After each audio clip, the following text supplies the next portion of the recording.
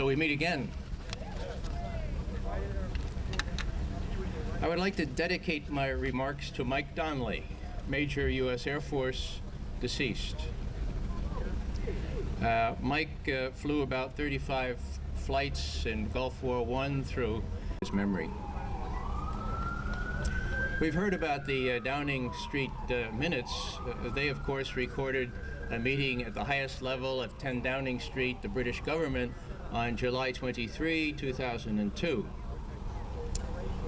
20 days earlier, July 3rd, 2002, Colin Powell told the Danish foreign minister that the President of the United States is determined to remove Saddam Hussein by force. They were preparing the Danes, who have always been a very close ally of the United States, for their position as head of the European community, and also to argue our case that they should join us in providing forces for the war. The Danes' motivation in this is a little obscure to me. They are a close ally. I suppose they felt like the British, they had to go along. Maybe they believed us. Also, they have the largest shipping business in the world, and I'm sure that the lucrative proceeds from delivering all those material to Iraq and environs helped. Now, a Danish Army major by the name of Frank Greville decided to blow the whistle on this. He was with us last fall, and he now faces a jail sentence of, I think it's 6 months. He is appealing, but what he said was that this war was based on a bunch of lies, and that Danish intelligence itself had poured cold water on the intelligence fixed by the British and the United States.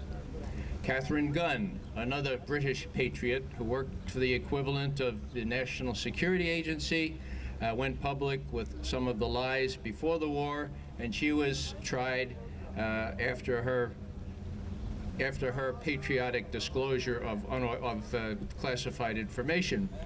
Elizabeth Wilmshurst, she was the deputy counselor, the deputy attorney in the Foreign Office in Britain, and she was convinced that the war was illegal and that it was, in her words, a war of aggression. And when her superiors decided to bless this war, she did the honorable thing. She quit. Okay? Now, when Catherine Gunn was brought up on charges, she argued that this was an illegal war.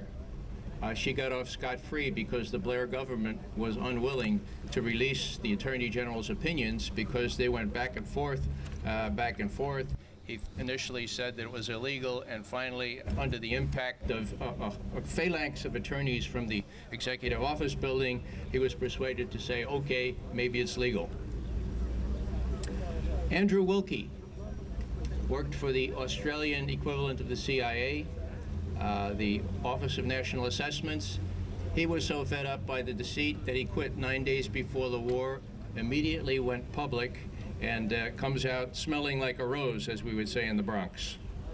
3 Foreign Service officers in our government couldn't abide the deceit, and they quit before the war. None of them knew each other. They are Brady Kiesling, Ann Wright, and John H. Brown.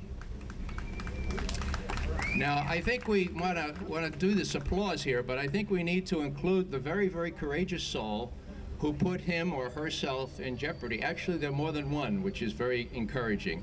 The Downing Street papers have been released by more than one source, and these people are real patriots. And without these people taking the risk of automatic 2 years in jail under British law, we would not know in documentary form about the deceits. And so I suggest we give them all a big hand right now, all of them.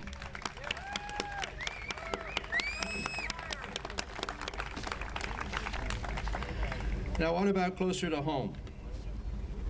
Well, we have this cloud of witnesses that I have just mentioned. What do we have closer to home? Where are the 1600 Pennsylvania Avenue minutes?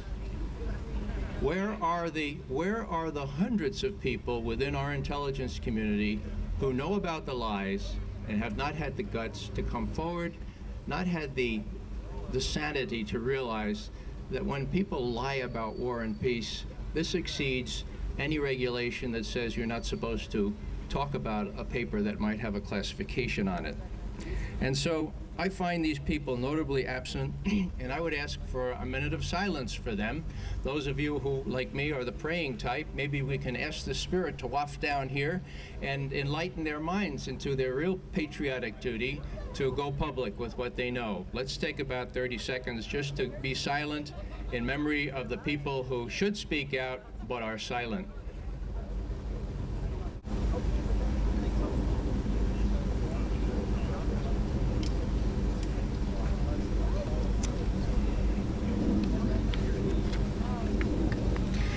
Now, we're supposed to talk a little bit about the press here, and so I would like to just to read a little bit of an interview of Condoleezza Rice, one of my heroes, being interviewed by Chris Matthews, 6/13, so just a month ago. Chris Matthews asked her about whether she recalled any of the meetings with the British officials, which are recorded in these British papers, and she said, I don't remember. Then he said, well, you know, they said in this memo that the intelligence and the facts were being fixed around the policy. What do you make of that word fixed? And Condoleezza Rice said, well, I don't know. And Matthews says, well, could it be fixed, like fix the World Series? And she said, oh, right. And she wasn't getting the cue. And so Matthews decided to help her out. And he says, there's a British sense of the word fixed, and it means just putting things together. And she said, putting things together. Now, folks, there's nobody on either side of the Atlantic Ocean that doesn't know what fixed means, all right? Fixed means fixed, and that's what was happening here. And so we have to get below this rhetoric that we hear every day, and I'm here to give you some good news. Some good news. We're dependent on the media that's represented here today, but we're also dependent, to the degree they have a conscience, on the mainstream media. And the mainstream media is showing some signs of life. I'll give you 3 examples. When people started inviting me over 2 years ago onto their radio shows, the first 2 got canned. Charlie Warren here in Washington, and Jay Diamond up in New York. Jay Diamond's back on the air, and I'm interviewing with him tonight. He's got a station out of Boston, and I think that's since progress. Last, I would point out that on WTOP, CBS affiliate here in Washington, as I drove in here, I heard the response to the President's radio address. And who was giving the response to the President's radio address this Saturday? But Larry Johnson, Veteran Intelligence Professionals for Sanity. That's progress, folks. We veteran intelligence professionals had a big conference also yesterday, and it got a good bit of media play. Lastly, what am I wearing here? I'm wearing a shirt that says Arlington West, okay? This is what they do on Santa Monica Beach every Sunday.